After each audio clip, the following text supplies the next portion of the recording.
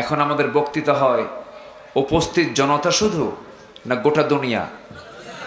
কিসের কারণে?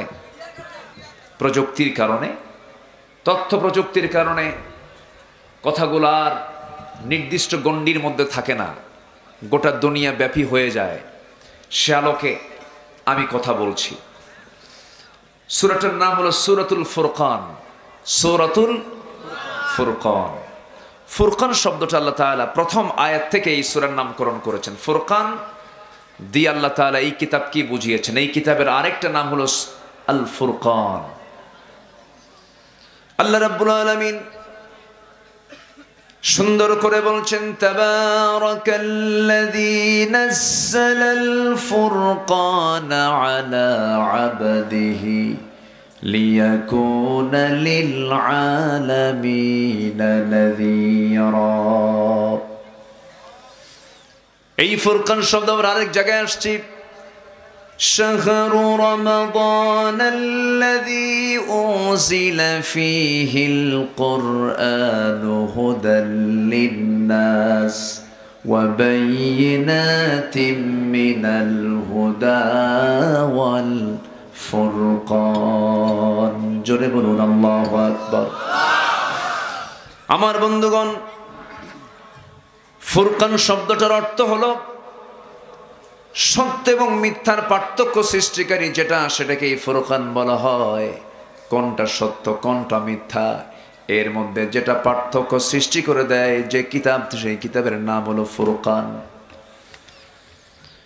আমার বন্ধুগণ, যদি কোনো বান্দার কোরআনের জ্ঞান জানা হয়ে যায়, অন্তত কোনটা মিথ্যা কোনটা সত্য, কোনটা হক কোনটা বাতিল, কোনটা ন্যায় কোনটা অন্যায় তার জানা হয়ে যায়, তার বোঝা হয়ে যায়। কোনটা জান্নাত কোনটা জাহান্নাম, কোনটা হালাল কোনটা হারাম, কোনটা ন্যায় কোনটা অন্যায়, সব কিছু বোঝার জন্য প্রত্যেকটা মুসলমানকে ধারণা দিতে হবে কোন কিতাবের কাছে বলেন, কোন কিতাবের কাছে বলেন। কোরআনটা শুধু আলেমদের জানা দরকার না, সবার জানা দরকার। জান্নাত যেতে হলে কোরআনটা সবার জন্য জানতে হবে। কোরআনের মধ্যে জান্নাতের গাইডলাইন দেওয়া আছে। কোরআনের মধ্যে আল্লাহ রাব্বুল আলামিন জান্নাতের ম্যাপ দিয়ে দিয়েছেন।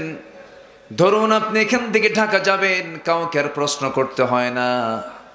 যদি কারো অ্যান্ড্রয়েড সেট থাকে, সে যদি অপারেটিং সিস্টেমটা জেনে থাকে, তার শুধুমাত্র ম্যাপে গিয়ে শুধু একটা সার্চ দেবে, আমি ঢাকা কেরানীগঞ্জ যাব, হাসনাবাদ যাব, বসুন্ধরা যাব, নারায়ণগঞ্জ যাব, কক্সবাজারের মেরিন ড্রাইভ যাব, টেকনাফ যাব।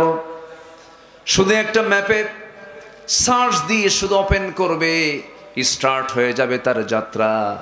এই গুগল ম্যাপ তাকে নির্দিষ্ট গন্তব্যে পৌঁছায় দেবে। মানুষের সীমিত বুদ্ধি দিয়ে যদি এমন কোনো ম্যাপ তৈরি করতে পারে, আল্লাহ রাব্বুল আলামিন বান্দার জান্নাত লাভের জন্য কোরআনে এমন একটা ম্যাপ দিয়েছেন, সেই ম্যাপটা দেখেই বান্দা জান্নাতের দরজায় পৌঁছে যেতে পারে। জোরে বলি সুবহানাল্লাহ। জান্নাতের সব মানচিত্র কোরআনে আছে না নাই? জান্নাতের যে মানচিত্র তা আছে, আবার জাহান্নামের যে মানচিত্র তাও আছে।